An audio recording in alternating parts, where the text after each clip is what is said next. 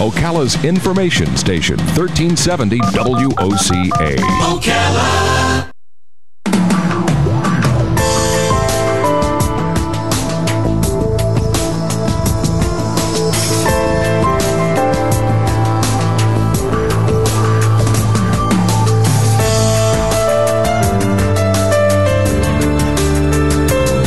All right, 20 minutes after 11 o'clock. How come when I have a subject I like, I only get 10 minutes to talk about it? I know. A subject that is just not interesting to me at all, I got to talk for an hour. When the subject I'm interested in 10 minutes.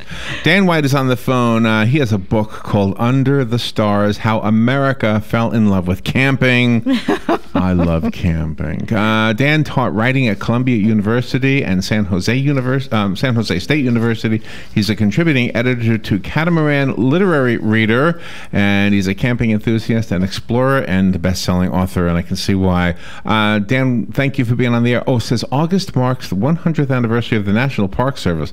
I love our national parks. We got some great state parks, too. Yeah, we do. By the way, in Florida. Fabulous stuff. Good morning, Dan. How are you? I'm very well. Thanks for having me on your program.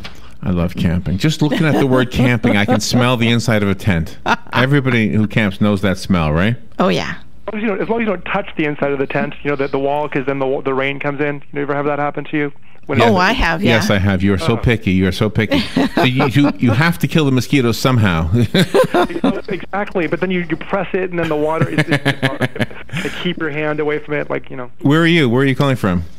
I'm calling from Santa Cruz, California. Oh, wow. Well, thank you for getting up early and for being on the air with us. Yeah, gosh, can I just reminisce? I'll take 20 seconds of your interview time. When my son was little, it was about this time every year. The beginning of July, we'd always go camping. We had a tent, we had the stove, we had we had a lot to learn too. But it was fun. It was just fun. We would go anywhere we could and go camping. Yeah, isn't it just a beautiful thing when you re-experience something like that through the child's eyes? I just love that. The things that will fascinate them, like they'll see just a caterpillar and they'll stare at that thing for hours. It's little micro stuff that we big people overlook. They'll stare at some little twig or some little seashell by the shore for hours. Yeah. It keeps your gaze very close to the ground when you camp with a kid, just the wonder that they have for nature. And have you done this? Do you have children? I just think that the experience, unwittingly, when I did it to have fun, but I didn't know that it was going to install some beautiful memories for him, and I'm glad of that.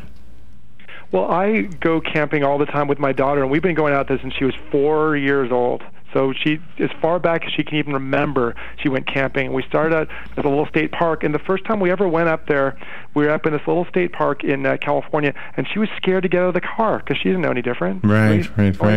And now it's reached the point where she loves backpacking. She could camp all the time. It's just instilled in her. So I think it's really permanent. I really tried to make sure. You probably do similar tricks, but I try to make sure with those early camping trips with a kid that there's a sense of a ritual, that there's something they come back to every time. Like the s'mores is huge because it's something they remember every time. That's right. Give her a chore, little scavenger hunt checklists and things for her to do.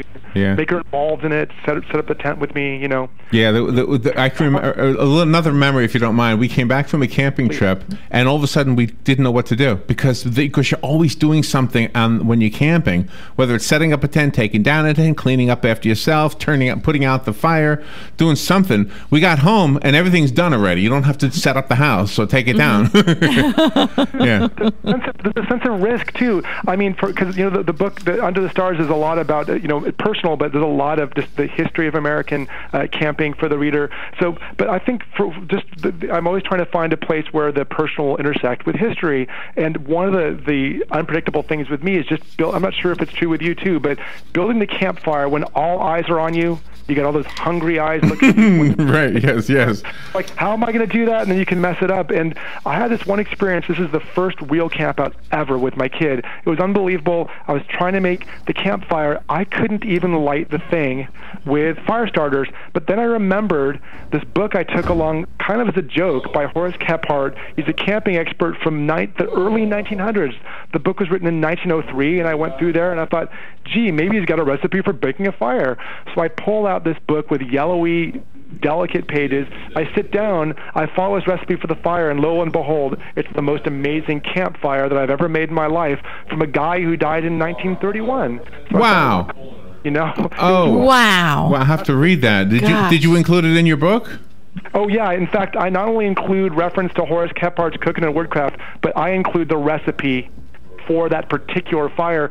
So now I have this bizarre thing where I have to go camping with my own book if I want to light the campfire. Do you in the book tell us as readers?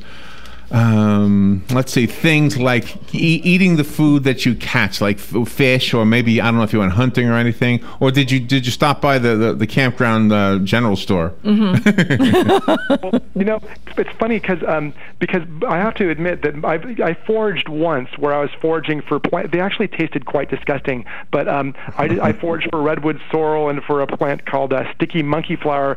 I had this.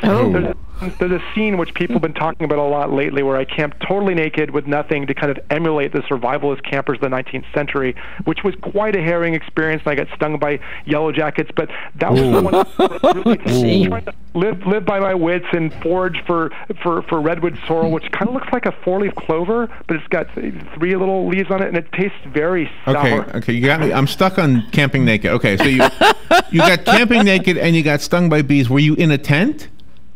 Oh my gosh, no. It would have been heavenly. He was foraging. When I was trying to be very, very minimalist. So when I was camping naked, I had nothing, no tent. I had sneakers just to get up the hill, and then I took the sneakers off, so I was walking around totally Did you naked. run into anybody? Oh gosh. You know, it's funny because when I was off the beaten path and in this trackless area, I wasn't. But to get there, to get to the campsite, I put a loincloth on. And so I was running there with sneakers and just a loincloth, and a lot of cyclists saw me, and you should have seen the look on their faces. Oh, they thought you were Tarzan or something. Oh, my goodness. I love that.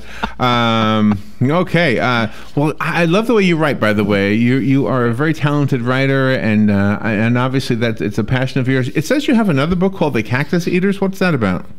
The Cactus Eaters is this memoir of hiking the Pacific Crest Trail from Mexico to Canada with my then girlfriend. You go through all of Oregon, all of Washington, and all of California.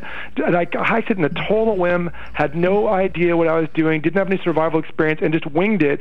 And the Cactus Eaters title relates to a scene in which I'm in the desert area of California, and I was so deranged from thirstiness that I actually tried to chew on a cactus to get the water. Oh. But I didn't peel the needles off. And so I had a mouthful of needles. And so I thought, gee, it's kind of one of the formative trials of the book. So I thought, gee, I think I'll call it The Cactus Eater. That is crazy. See, the closest I came to that was going camping in Quebec, where they speak French. And in the bathroom, it said "l'eau non table," and I knew that meant the water is not potable. That's it. Dan, this is a fun conversation, but it's so short. The book is called Under the Stars. I have a copy of it. I don't want to give it away because I really want to read the rest of this. But anyway, if you want it, call me. It's yours. It's a nice hardcover book. You will enjoy it. The rest of us have to go buy it. Let me take a call real quickly and give this one away, and then we'll ask how to buy the book. Good morning. You've got the book. Who's this? My name's Mike. What's your first name? Mike. Mike, you got the book. You know where we are, right? Hello? Mike, do you know where we are? Yeah, I do. Okay, the book is waiting for you. All right, thank you so much. You're welcome. But that went quick. That went quick, Dan. Yeah. What is your website, Dan? Yes, it's www.danwhitebooks.com. Okay, danwhitebooks.com. And no photography in there, you camping naked with bumblebees, right? Yellow jackets. It's funny because the book actually has my illustrations. I found these crazy archival photos. There's a Victorian woman camping in the 19th century. She's got a full-on shotgun, and she's wearing this full-length Victorian dress and flat-bottom shoes. Oh, the woman is dressed. Vertical. Oh no, that wasn't me wearing the dress. Yeah, all right. Dan, I have my illustrations in there, so people go to danwhitebooks.com. Go wherever books are sold. You'll get it. Under the Stars, Dan White. Thank you so much, Dan. Fox News Radio, I'm Pat O'Neill. There are reports that the gunman in Sunday's Orlando massacre may have been a regular at the nightclub where the shooting took place. Meanwhile, there are concerns some families of the 49 victims need financial help. I'm going to do everything I can to fight to ensure that they have proper burials. Florida Attorney General Pam Bondi. A GoFundMe account started by LGBT activist group Equality Florida has raised more than $3 million. Fox Radio's Evan Brown. French officials say a man who killed 2 police officials posted a video of the attack on Facebook. The suspect later killed by police. The last